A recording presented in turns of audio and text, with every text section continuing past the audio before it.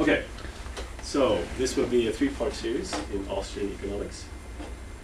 Today, however, we will be mostly talking classical economics. And in the second part, we will go into Austrian. So some of the concepts we talk about here today will be revisited and slightly modified in the Austrian context. But I like to do it this way because it contrasts two ways of looking at the world. If you would like this presentation, you can download it here. So, first some prerequisites. I hope your math is up to snuff. Yeah. So, the great thing about the way I see economics in the Austrian view is you need a lot of math. Some ratios maybe here and there. But mostly it's reasoning. And we don't think that there's any point in, when you translate social sciences into math, you lose a lot on the way. And then you do your math, you do your models, and you translate it back to the world, and it's not even related anymore. So we don't need that in economics. Anybody know what this is, by the way? The Maxwell equation. Oh yeah. Let there be light. Yes. Let there be light. Instead, we're going to look at pretty pictures and the funny food here. This is Dresden, 1945. What do economists say when they see this? Look at all this opportunity for growth. Look at all the jobs we created. Keynes. Yes. Yeah, that's what Paul Krugman says. That's right. Yeah. So, we just created a bunch of jobs, and with jobs come prosperity. That is not how we look at the world. So, somebody mentioned the broken window fallacy. By the way, just interrupt me. I like to have a dialogue, so just interrupt me if you have questions. It's more fun than just lecturing. I have no idea where you are. I'm sure there's a lot of things we're talking about today you will have heard of. So, Frédéric Bastiat, French economist, he came with a revolutionary insight that breaking things does not create prosperity. And he has written a bunch of essays that I highly recommend. And they're short, and they're fun, and they're clever. So just Google them. One of his most famous essays is called What's Seen and What's Not Seen. And there he introduces the broken window fallacy, which is the story of a boy who breaks a shop window. And people gather around and are really mad about this boy. Why did he break this window? And so on. Until a man comes up to him and says, well, it's not that bad. The shopkeeper will now have to get a new window, which will create a job for the window maker, and then he will get paid, and he can buy a new suit, and the tailor can buy a pair of new shoes, and money starts slushing around, and work is created, and prosperity is created.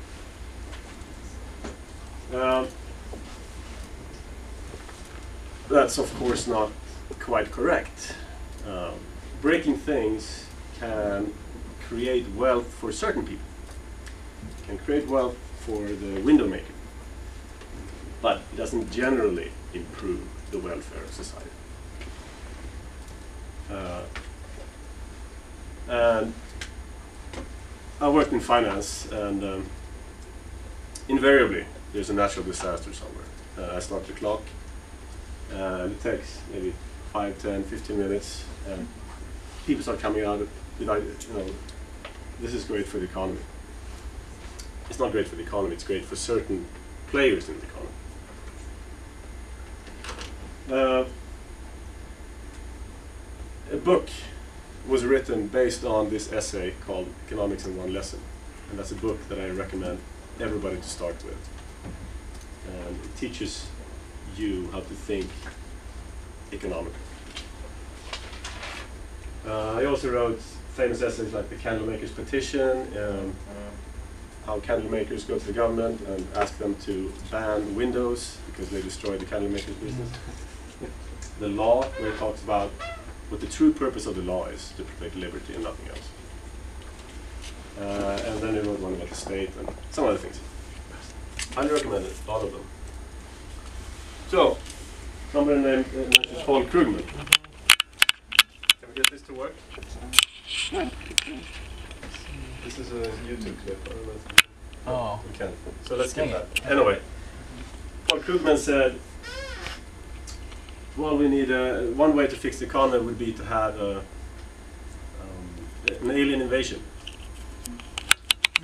Because that would kickstart the economy. We don't prepare for defend ourselves against this invasion, and that starts the economy.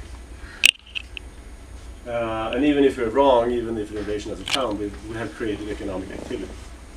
This is a typical broken window fallacy.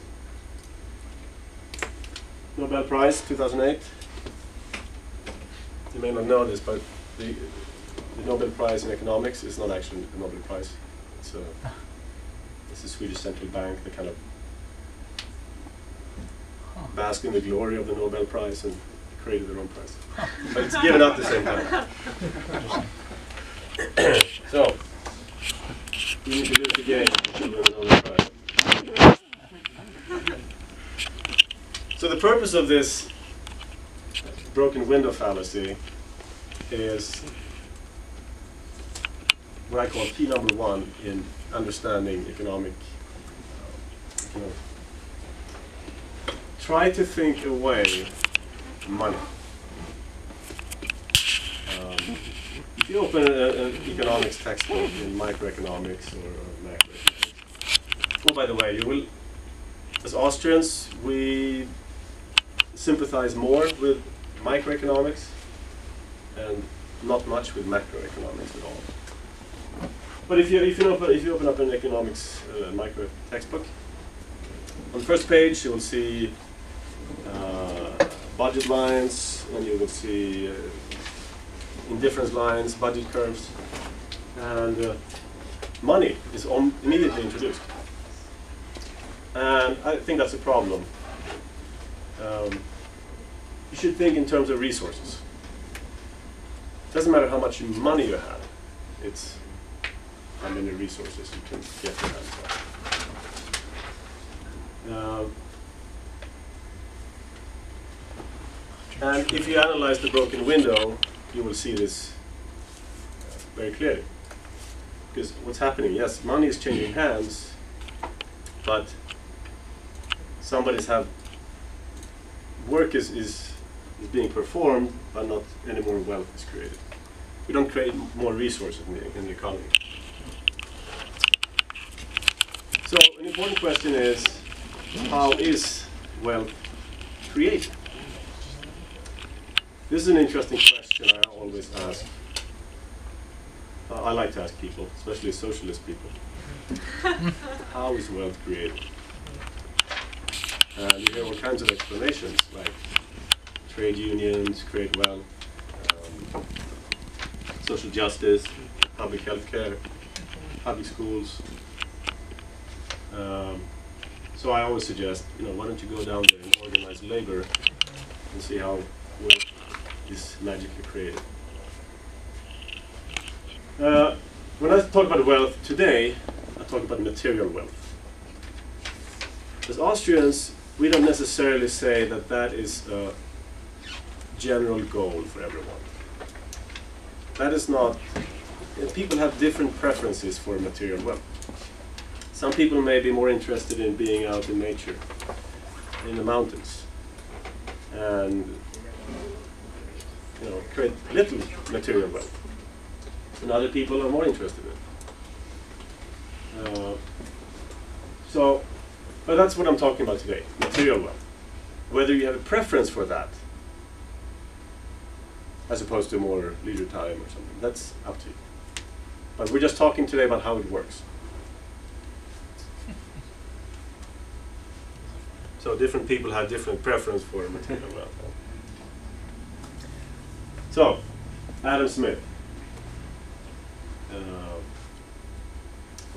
He's called the father of economics.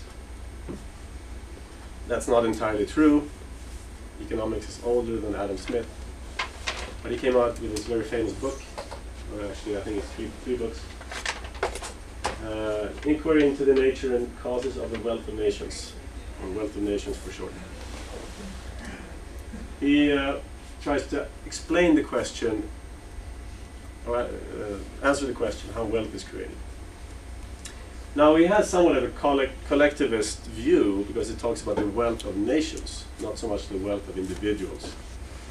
So it's from a sort of national view, but a lot of the points he makes are very good. So economics is older than him. Not a lot of material in this book is original to him, and not everything is correct. But when we talk about classical economics, we basically talk about Adam Smith and this book.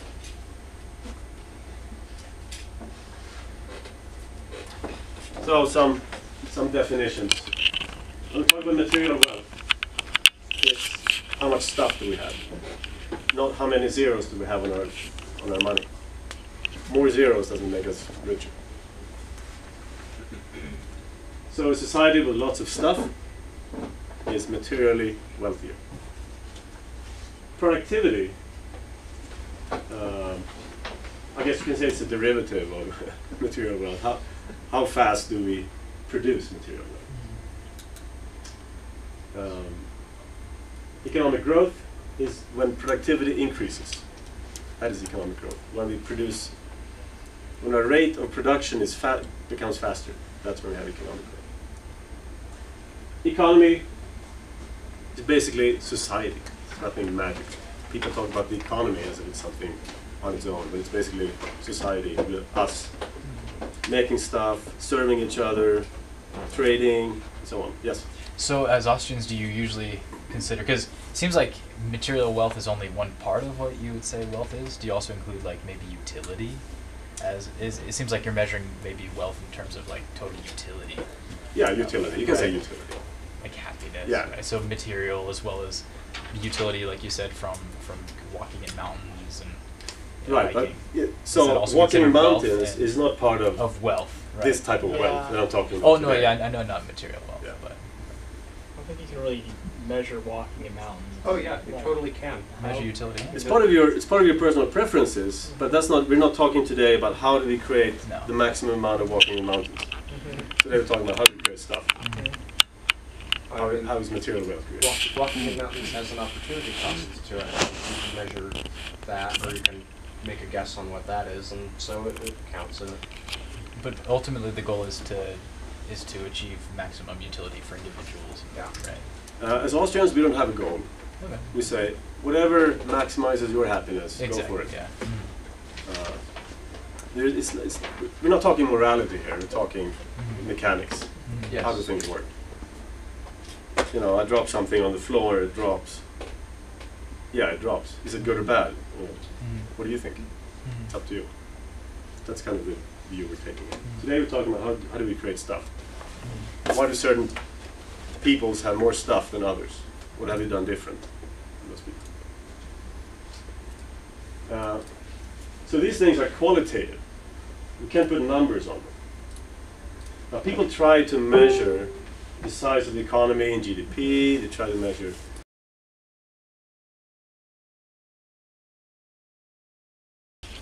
can't really be done. And when the economy grows, that is when productivity increases, we can basically do two things. We can work the same amount of time and get more stuff, or we can keep the same amount of stuff and work less, or something in between. That's the advantage of a growing economy. So the question, is growth important? Well, if you open up the newspapers and turn on the TV, then growth is extremely important. To some people, growth is very important, apparently. To others, not so much. Politicians like growth for their own special reasons. But normal people may not want to be part of creating that growth. They may have other goals in life. So it's a subjective question or answer. Yes? Yeah, earlier you were saying it's not about the amount of money that you have, but the amount of resources that you have. Are resources synonymous with material wealth? So how do you resources, define resources? yeah, I would say that's a good question. I would say resources are things, raw materials, time even. So you can call time a resource. Your lifespan, you can use it to make stuff or sleep in or whatever you want. So that's resources. So would you argue there's no store of wealth then, other than as resources? So money could be considered a store of wealth. Yes, and we will talk more about that next time. Okay. But we can store wealth in many different ways. Right. If I'm a farmer, I can store grain. Right. That's a store of wealth. If money is used as a store of wealth, and I'm not introducing money yet, Right. but if I were, Right. then that stored money is a store of wealth because you expect to be able to buy something in the future.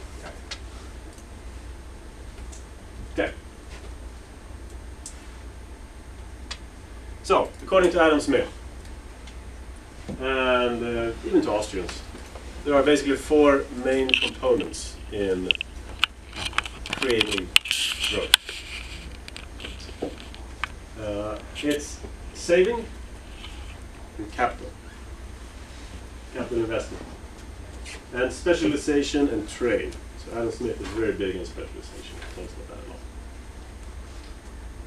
Now, as Austrians, and I would say, I mean, if you have a resource, you can basically do 2 things with it. You can consume it or you can save it. Postpone your consumption. That's it. When we talk about capital, we don't talk about money. We talk about tools, machinery, skills. When we invest in capital, we use savings to build capital. So this is actually one of the reason I'm not talking about money yet is because when I started to rethink economics, because I was unhappy with the theories that I had learned because they didn't seem to work. So I sat down and started to think, okay, if I were to create an economic theory, how would it work? Well, for one thing, I would want it to work in all kinds of situations, not just in our modern economy today. So I'd like for them to work in a barter economy, where people, barter, trade, exchange stuff without money.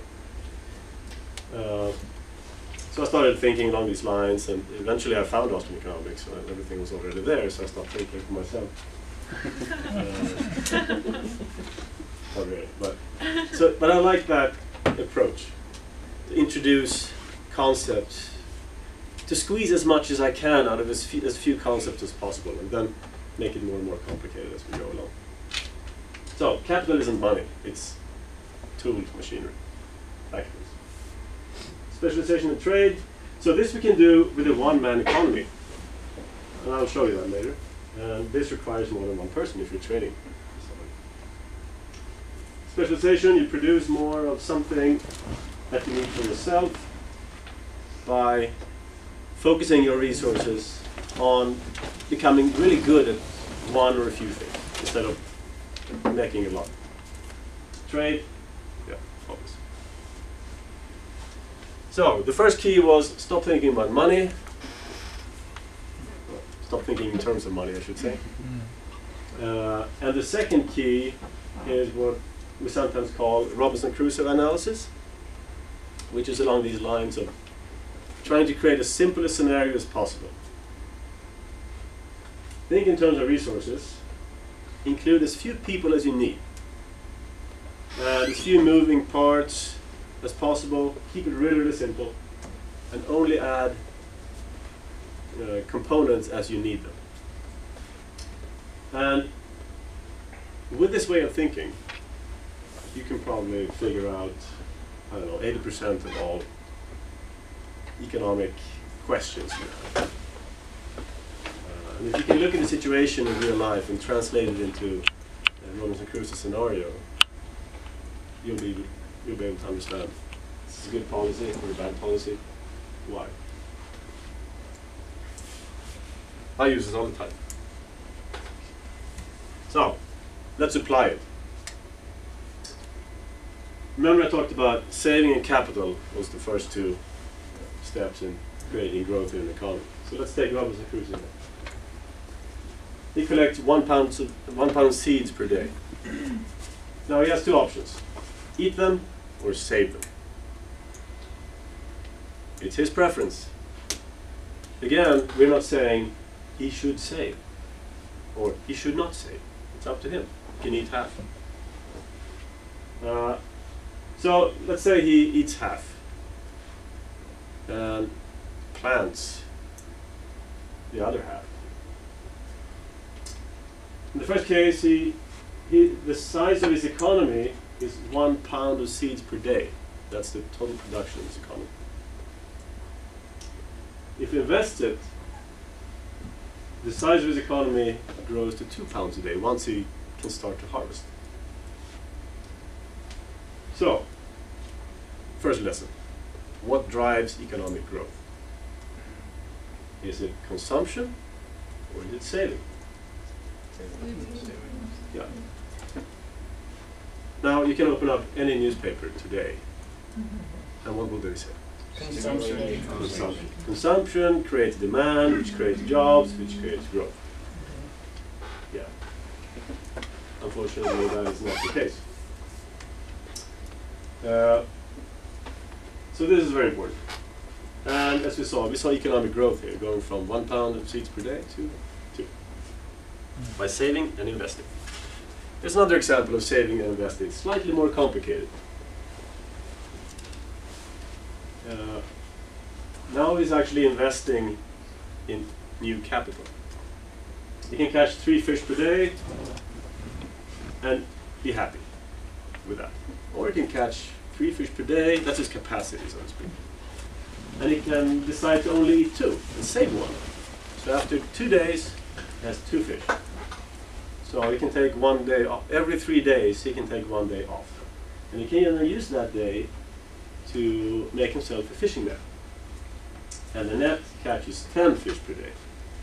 So his economy has now grown from 3 to 10 fish per day by saving, that is postponing consumption, and building capital, the tool. So, if there had been money in this economy, would his production have been stimulated by introducing more money into that economy? Not really. If we think in resources, we can see that it's actually the stuff that matters, not the paper notes and the number of zeros on them. That can actually just be inflation. That is. Yeah, we're going to Yeah. talk a lot about inflation, Yeah. not today, but in the Yeah. future. So I don't know if you're going to talk about this later, but it seems like just looking at the slide previous to this one and this one, the savings and investing is beneficial and creates more wealth or a larger economy. But like with consumption, what would be his motivation to produce 1,000 pounds of seed per day? Because then he could specialize and focus on just that and saving tons and investing tons. But if he's just feeding himself, then at some point his savings won't be invested, it'll just sit there. So then if you have consumption, that would motivate him to say, okay, someone else can offer me something, and if people are consuming more, then he'll be more likely to invest and continue doing that instead of saying, my needs are satisfied, I don't need to invest, Right. I can't consume these seeds. You're right. If it's a one-man economy, there's sort of a there's a declining Decreasing utility of this, right? Yeah. After a certain, after a few thousand pounds of seeds,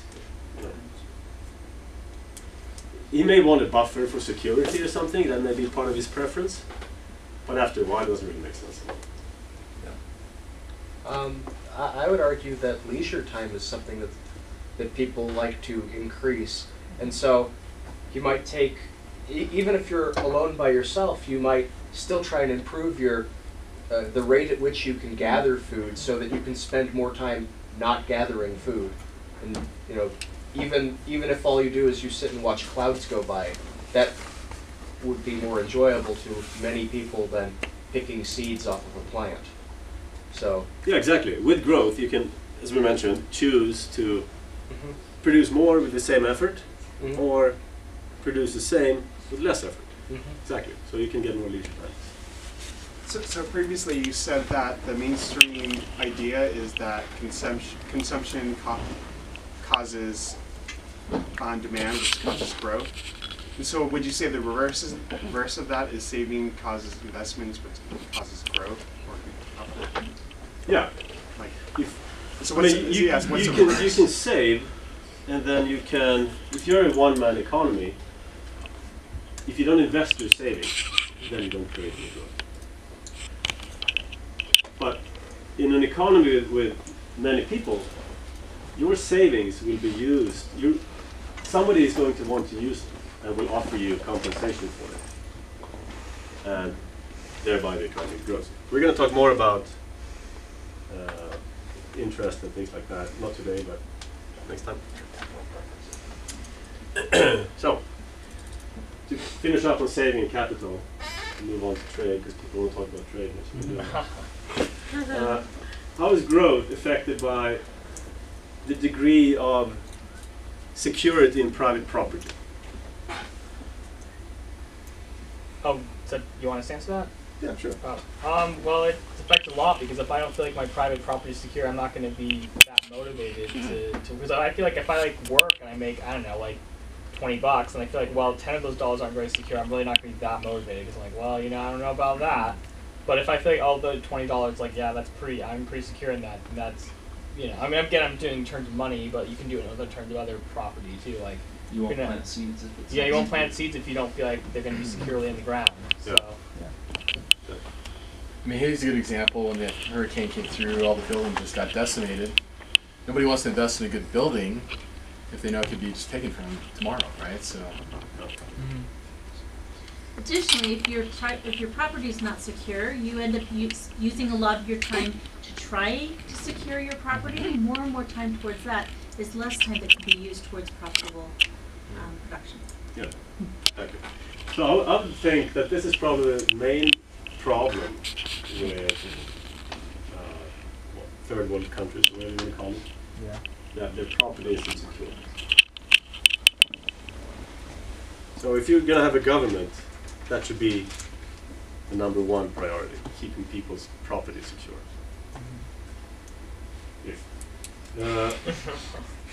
Taxes is another thing that goes counter to securing private property, because it takes private property. That's not right. More skills, is that good for? That's kind of a type of capital, so that's good for growth. Right? What about public education? I mean, if people are more educated, the theory, I mean, hypothetically, if for free everyone was more educated, then they would be more productive, right? Given that it was for free. Let's just say that, right? Yeah, you didn't fall for that. That was good. Yeah, of course. Because if it were free, yes, then it might be. And if the education actually made sense, then it would probably be a good thing. Well, plus you have to have the taxes to fund the public education. Exactly. When he said if it were free.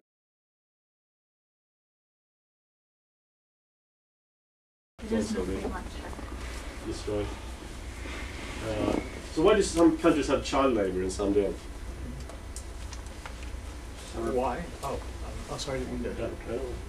Some don't have that option. For some countries, a kid has the option between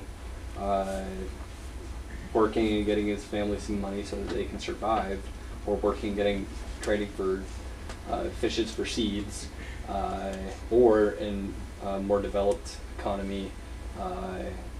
For myself, I had the choice between going and, well, no, I really didn't have the choice, but hypothetically, I'd have the choice between working in a field and going and getting an education. So I would choose. Why don't they send their kids to school instead of?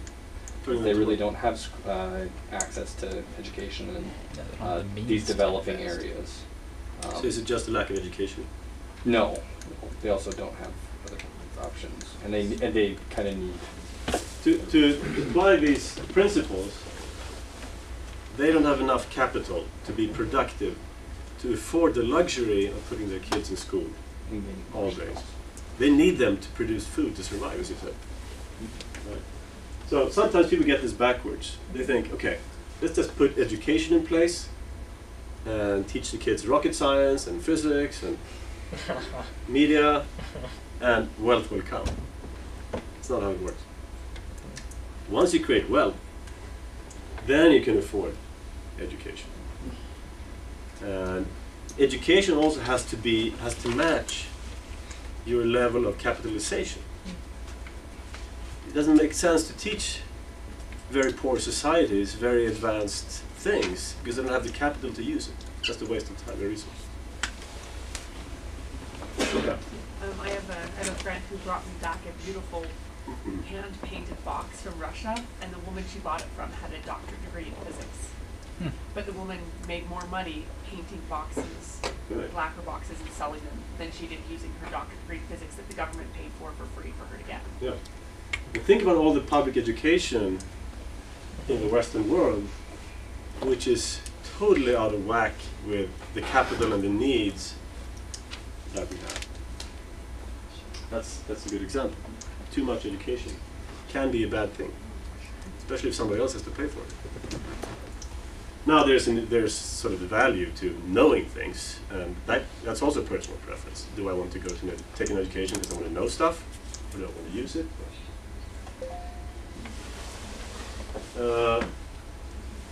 Right, so here's another important question. Imagine this economy with a bunch of Robinsons all over, and they all save at the same time. Is that a problem? Not if they voluntarily saved. No. So that's usually a motivation for macroeconomics, that once you look at society as a whole, the laws of physics change. And one example of that is that if everybody starts saving at the same time, then the economy stops. That's wrong. And here's a very simple way of seeing it. We can make it more complicated to be more like our current situation. The quick answer is even if I save, means I don't consume, but my resources can be used to build capital. So things are still moving. Question? Oh no, I was saying, didn't that cause the housing crisis? Too much savings in Asia. Yeah, that's what they say. Yeah. So when you say saving, like, what do you mean exactly? You mean like saving isn't like you put your money underneath the pillow, or do you mean? No, like we don't have money yet. Okay. I mean, abstaining from consumption, postponing consumption. But sometimes when people, this is just my thought. Like sometimes people say save, they mean like they put their money like in stock or whatever. But in that case, when they put the money in stock, like a lot of times, or they're in a bank or something, somebody else is really using it at that time. Right. So, And when we talk about money, we're going to see what happens, what saving means when we introduce money. When I save in money, what actually happens is when I save money, I still abstain from consumption, consuming resources, but in a roundabout sort of way. So the same principle holds. And that's why I want you to think away money if you can. Because the principle is the same. Okay? Now, let's move on to a two-person economy. Robinson finds his friend. He has fish in the net. Friday has berries. They want to trade, so they do. Both have fish and both have berries. Why do they trade? For example, they may have different preferences. Robinson is sick of fish, and Friday is sick of berries. They have competitive advantages. Robinson knows how to catch fish. Friday knows how to pick berries. May have different production capability, different resources available, capital skill, and so on. Key here is that trade requires differences. If everybody was the same, there's no point. Everybody has the same amount of fish, everybody has the same amount of berries, everybody has the same preferences. No trade. So I think differences are beautiful because they makes it possible for us to cooperate and help each other. I know there are many people who like equality. I like differences. Who gains from trade? If Natalie? Natalia? If I have something and you have something and we trade, who is exploited? Neither of us. Correct. Can you think of a situation where voluntary trade occurs where somebody is exploited? I mean, if someone like condom, that counts, but like if somebody cons somebody who traded with them. But like I mean that's like the thing I think of, like if you're like not like a con man. Right. You can't think about what happens after. You sort of look closely at this thing, and then you discover it wasn't what you thought. But if you look at the, you think with the information you have when you trade, you make a trade. Yeah, given perfect information, there's no way that anyone can be exploited. Yeah, but you don't even have to. You don't even need to have the fear, the sort of assumption of perfect information. Well, just that you're not being like taken, like you said, basically. Yeah, just you can saying, find out later that you're disappointed, even if the thing you got is exactly what you expected. You can realize that that was a waste. But in the actual moment, in the moment of trade, as long as it's voluntary, nobody gets exploited. Now, one person may be very rich, and the other person may be very hungry. But the trade still makes, as long as it's voluntary, it still must make them both better off, or they wouldn't do it. I'm not saying that you will be happy after the trade, according to some measure, but you should be happier after the trade. So even if you have a very low-paying job, $1 an hour, if you take that job, that means you've decided that you benefit from it. And what about the children?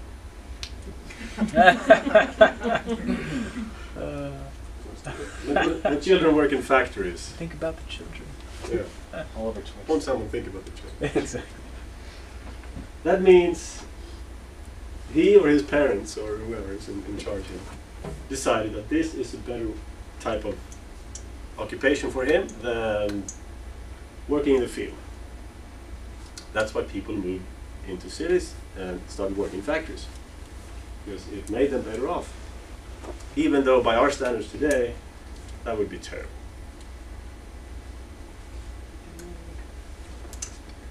So, trade. There's something called the law of comparative advantage, or in Austrian speak, the law of association. Basically what it says is that even if, it basically says that if two people trade, they can do it, they can figure out a way to trade so that both benefit. And that it's even possible if A is more effective than B at everything, they can still both benefit from trading. So one example is a doctor who types. He has a secretary who also types. B is better than her at curing patients, and he's also better than her at typing. But they can both still benefit by him doing, the curing of patients and she doing the typing, even though he's better at typing.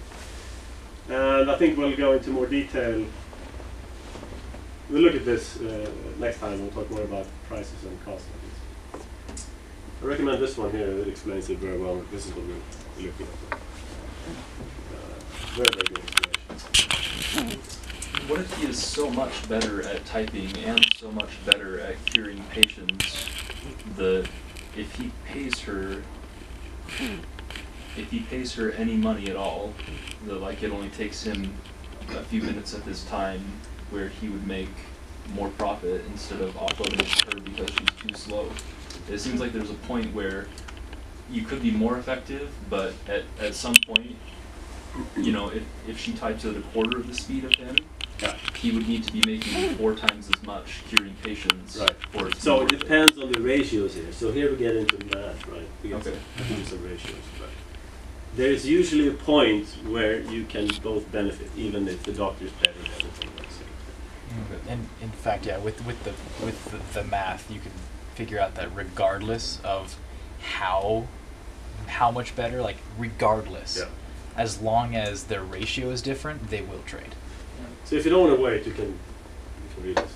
I think that most of the time, even if like one potential person, that may be the case, there's probably someone who's like 2 or 3 times but better at typing, and you can probably find someone. So like even if like it's not like if you have like options, and some options are better, then unless there might be some case where like there's absolutely no one, who can do this. Like this, you're just too good. Like you're just so good at everything. But if that's not the case, there's usually like someone who can do it at a level where it's worth the money. And stuff. Yeah. Yeah. So we'll look closer at this next time. And again, there's no exploitation. This is actually a pretty amazing result. It's not entirely trivial. This is the case. And it's really the basis for the global economy, why we trade, and why we cooperate, and why we all benefit from it. So would you argue that if the economic value of typing and doctoring were identical, then he's not better or worse off for doing one or the other? Right? I mean, he could do both, or he could give her half. In the end, the value's the same. Right. Right? He's not worse off by having. It depends on opportunity cost and things, Sure, which we'll right. talk more about next time. But in a simplistic kind of view. Yeah, if they're exactly the same for both persons, then it doesn't make sense. But No, but he could have her do it just because he wants to, right? Yeah. And he's still producing the same. So this is a very important principle. So we're going to talk about productivity and growth. Trade increases productivity because of the law of association. It makes sense for people to cooperate and make more together with the same amount of capital they have, just by making different choices how they use their resources. But it also increases productivity because it encourages specialization and therefore investment. If I can focus on making nails and be really, really good at it, and everybody wants my nails, it makes sense for me to buy machinery to make a lot of nails, which makes me more productive and increases the output of the economy. One thing. Remember we talked about how big his economy was in terms of seeds? Now, if you have an economy that produces berries and fish, how do you measure the size of that economy? Berries to fish ratio? Or never mind. It's whatever fish. You can't put it into one number, right? So that just illustrates what I said in the beginning. These are qualitative measures. You can't really say how big the economy is if you have a combination of products. Then you have to create some kind of index. What's the value of these things? And let's put the monetary value on them and let's add them together. That's how people do it. GDP, which is a very How would you address the, concern a lot of liberal people would say that, well, there's only so many fish. If you're good at fishing, then you're going to fish all the fish and there's nothing left for anybody else. Or berries, right? There's only so many berry bushes. Right. So that kind of goes beyond economics, but Yeah. if I were to argue how to prevent,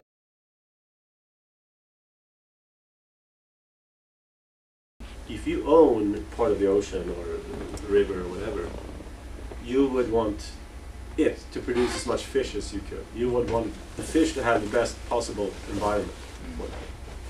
So private property is the best way of protecting the earth.